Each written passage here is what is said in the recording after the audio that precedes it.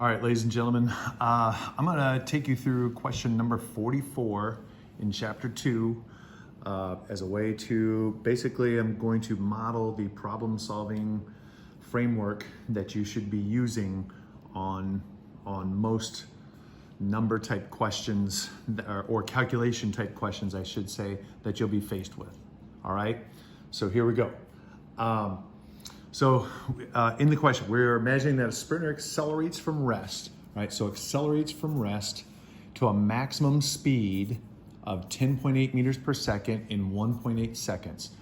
In what time interval will he finish the 100-meter race if he keeps his speed constant? So that's important to know.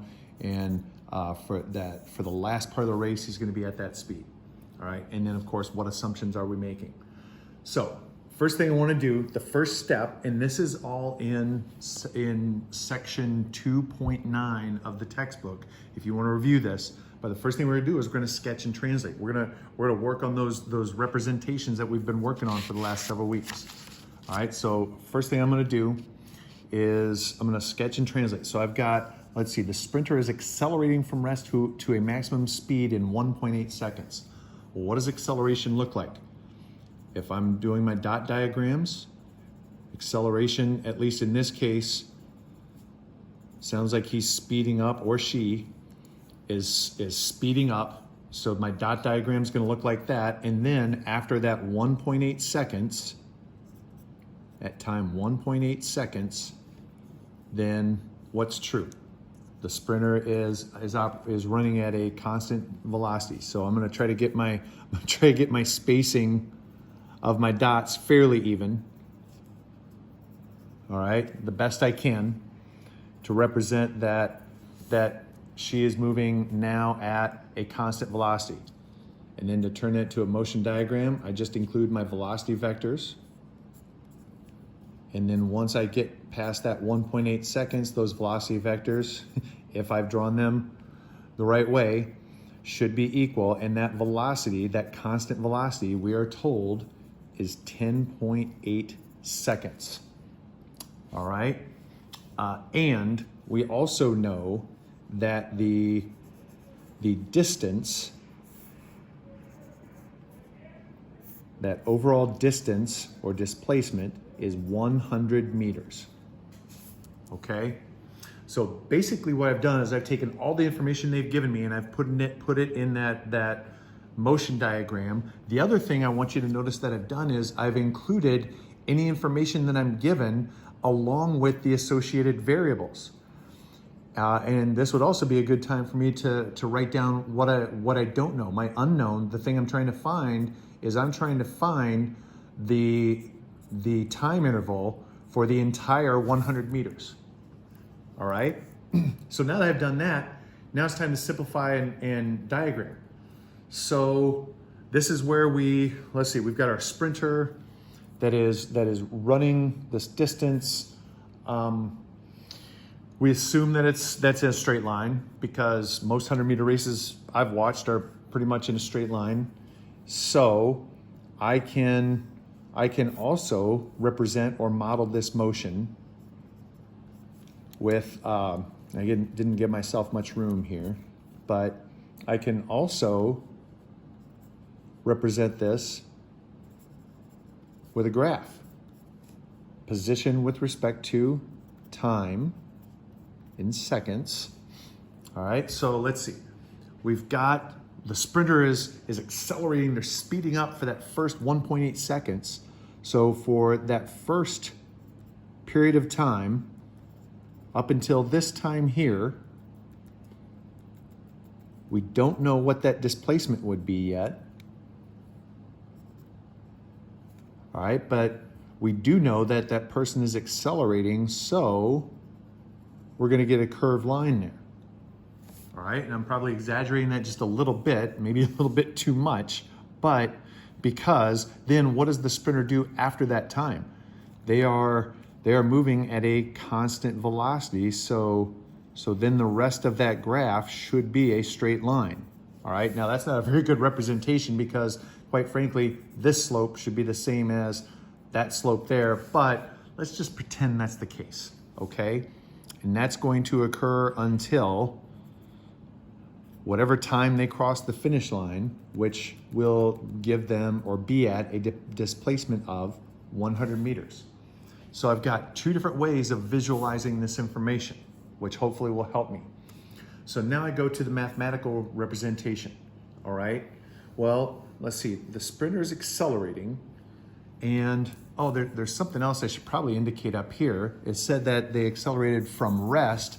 I better make sure to put that in my diagram, that initial velocity was what? If they're starting from rest, their initial velocity is 0, okay?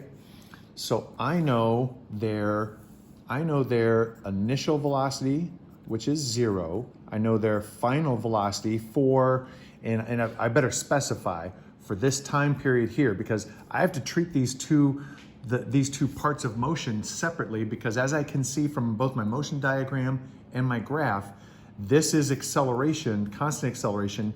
This is constant velocity. So I need to keep those two things separate. So just for the accelerating part of the trip, I know the initial velocity is 0. I know the final velocity is 10.8 meters per second. And I know that it takes 1.8 seconds of time to get that done.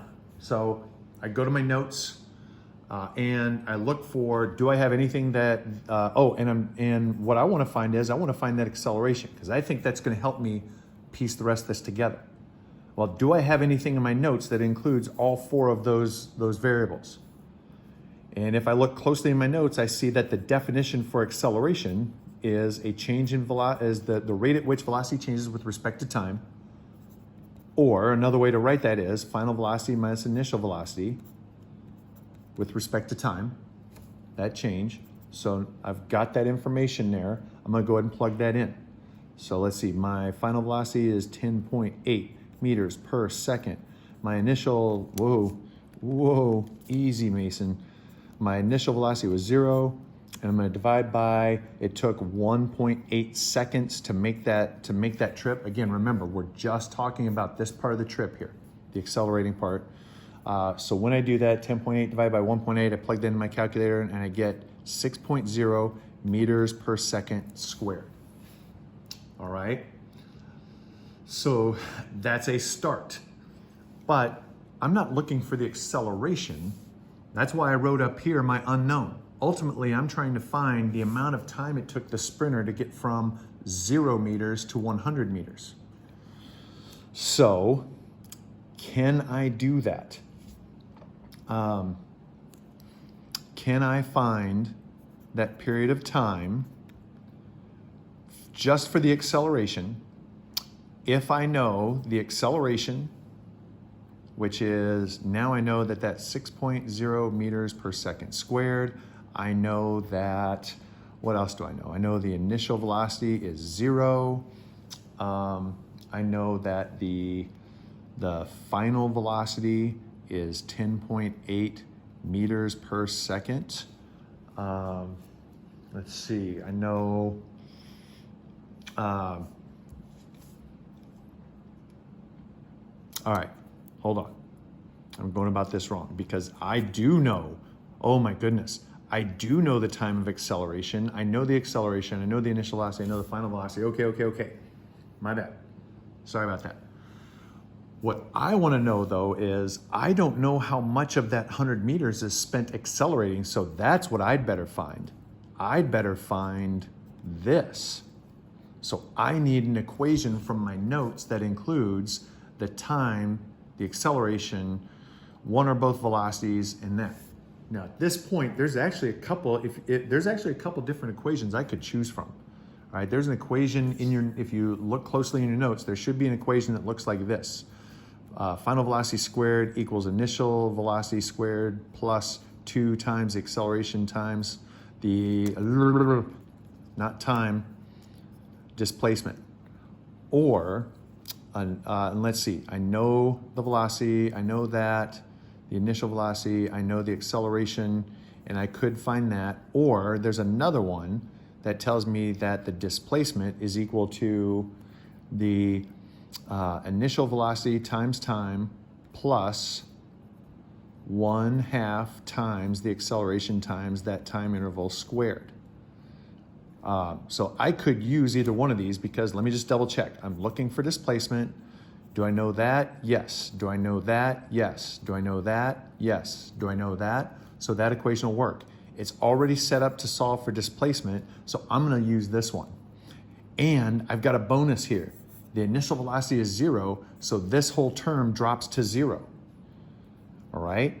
So that tells me that the displacement for that first 1.8 seconds is going to be equal to 1/2 times the acceleration, which we know now is 6.0 meters per second squared for a period of 1.8 seconds.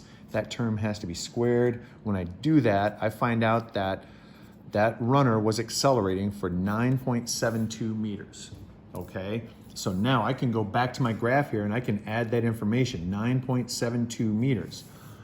What that furthermore tells me is that the displacement, all right, this distance, I'll call that delta x2 because that's the constant velocity displacement.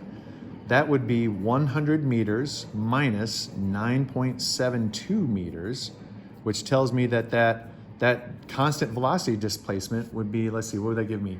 90.28 meters, all right? Hopefully my math is correct. I was doing that in my head, all right? So where does that bring me? I'm still trying to find the total time that it took, and that includes both the accelerating and the constant velocity. I know the time, I'm gonna call it the time for accelerating is 1.8 seconds. So really what I don't know how much time it took for the constant velocity. I don't know that.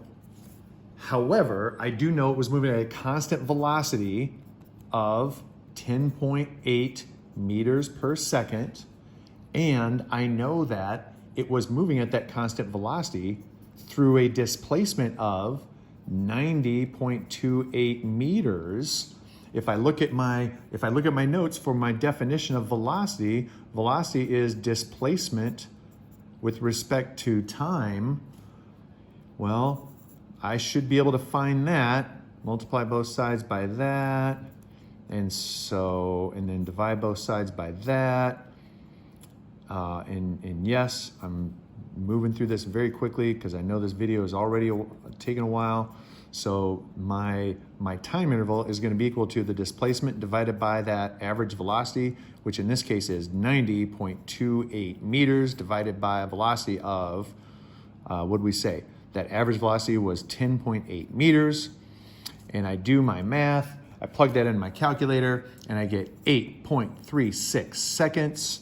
However, I'm not done yet because that's the time for the constant velocity. That was the time for the acceleration. So my total time is going to be that 8.36 seconds of constant velocity plus the 1.8 seconds of accelerating. And so that gives me 10.2, I'm going to round it off, 10.2 seconds. That's my final answer. All right.